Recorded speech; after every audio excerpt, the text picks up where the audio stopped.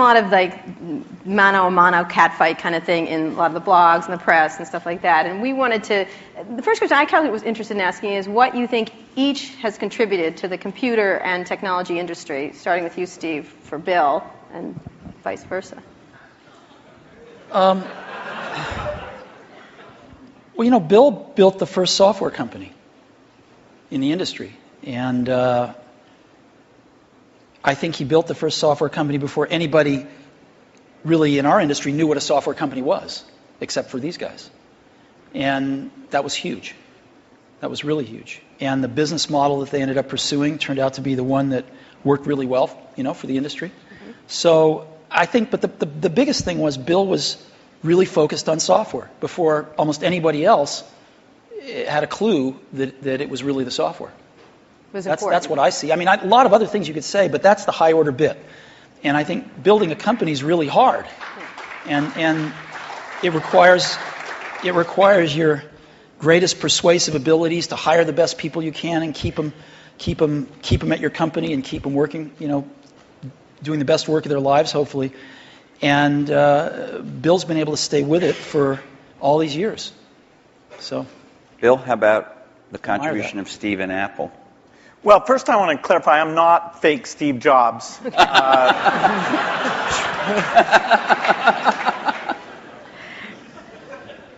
What Steve's done is quite phenomenal. You know, if you look back to 1977, that Apple II computer, the idea that it would be a mass market machine, you know, the bet that was made there by Apple uniquely, there were other people with products, but the idea that this could be an incredible, empowering phenomena, Apple pursued that dream. You know, then one of the most fun things we did was the Macintosh, and that was so risky. You know, people may not remember that Apple really bet the company. Mm-hmm. Lisa hadn't done that well, and you know, some people were saying, okay, that general approach wasn't good. But the team that Steve built, even within the company, to pursue that, even some days it felt a little ahead of its time. I don't remember that Twiggy disk drive. 128K. Yeah. The Twiggy disk drive, yes. Steve gave a speech once, which is one of my favorites, where he talked about, in a certain sense, we build the products that we want to use ourselves. And, you know, so he's really pursued that with incredible taste and elegance that has had a huge impact on the industry. And his ability to always come around and figure out where that next bet should be has been phenomenal. You know, Apple literally was failing when Steve went back and reinfused the innovation and risk-taking that have been phenomenal. So the industry's benefited immensely from his work. We've both been lucky to be part of it, but you know, I'd say he's contributed as much as anyone. We've also both been incredibly lucky to have had great partners that we started the companies with, and we've attracted great people. I mean, so everything that's been done at Microsoft and at Apple has been done by just remarkable people, none of which are sitting up here, you know, today. Well, not us. Well, you're sort of the not us.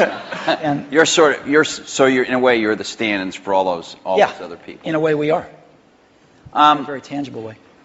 So Bill mentioned the Apple II in 1977 and 30 years ago, and there were a couple of other computers with which were aimed at the idea that average people might be able to use them. And looking back on it, a really average person might not have been able to use them by today's standards, but it certainly broadened the base of who could use computers.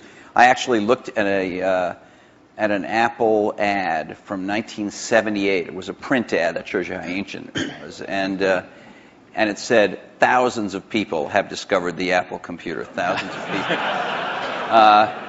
And it also said, you don't want to buy one of these computers where you put a cartridge in. I think that was a reference to one of the Atari or something. I don't know. You want a computer you can write your own programs on. And so the world, and obviously people we had some very strange ads back then. We had one where it was in a kitchen, and there was a woman that looked like the wife, and she was typing in recipes on the computer with the husband looking on approvingly in the back. Yeah. Stuff like that. Yeah, how did that work for you? I don't think well.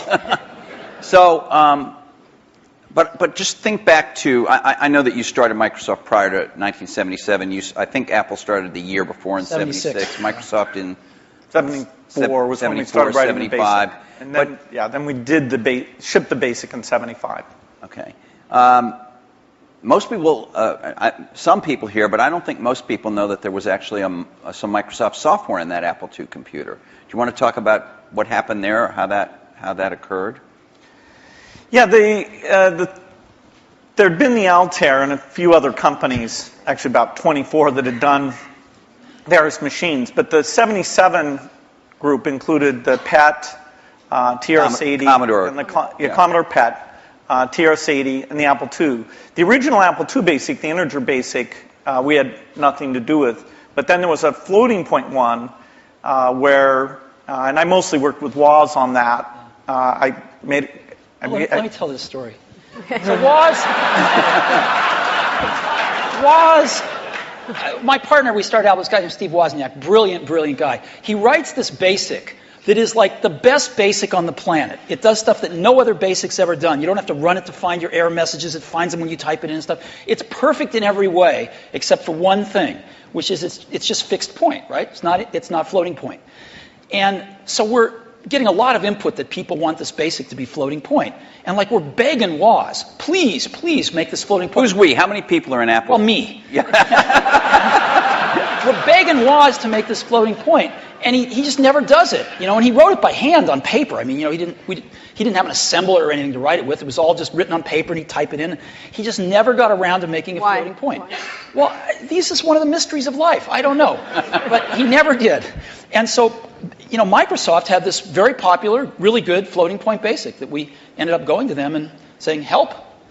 And how much was I think you were telling us earlier. That was $31,000. That Apple paid you for that. the floating point basic. And I flew out to Apple. I spent 2 days there getting the cassette. The cassette tapes were the main ways that people stored things at the time. Right. And, that was fun. I think the most fun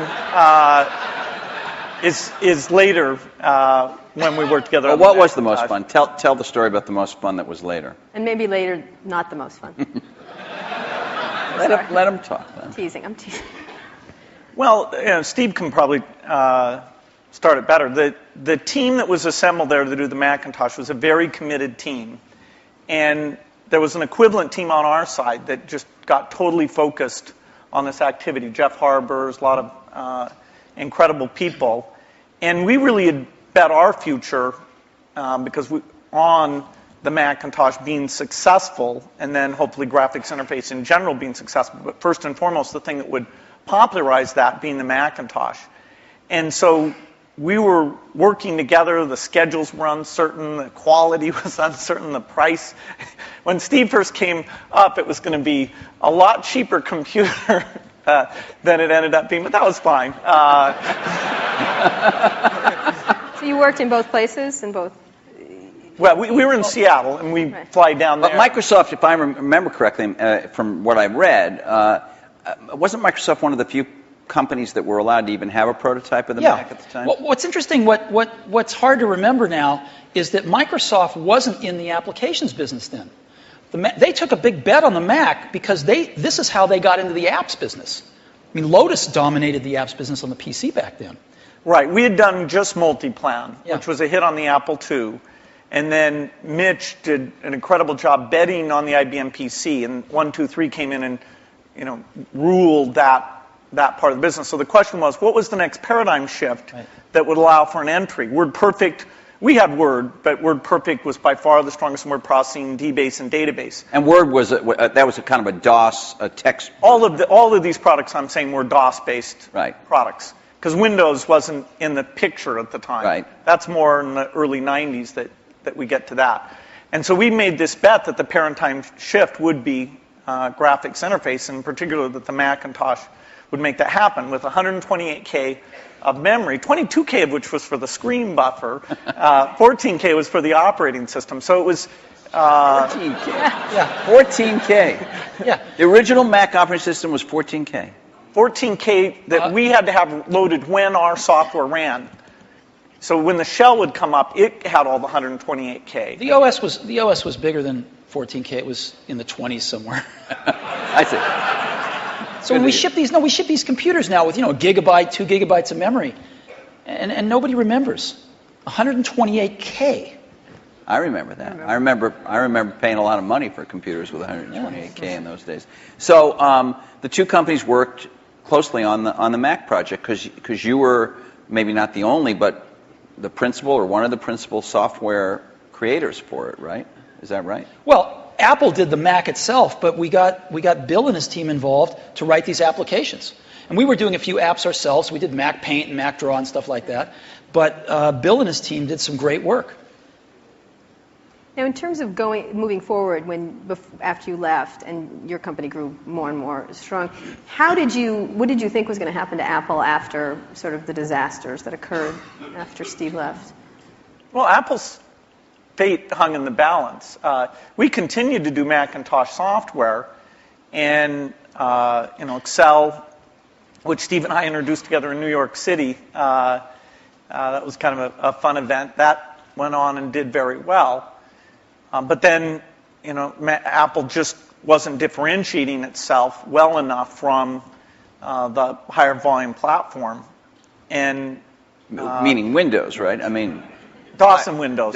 Okay, but especially Windows in the 90s began to take off. By 1995, Windows became popular. The big debate wasn't sort of Mac versus Windows. The big debate was character mode interface versus graphics mode interface. And when the 386 came and we got more memory and the speed was adequate and some development tools came along, that paradigm bet on GUI paid off for everybody who'd gotten in early and said, this is the way that's going to go. But Apple wasn't able to leverage its products. After the 512K Mac was done, the product line just didn't evolve as fast. Steve wasn't there as it needed to, and we were actually negotiating a deal to invest and make some commitments and things with Gil Amelio.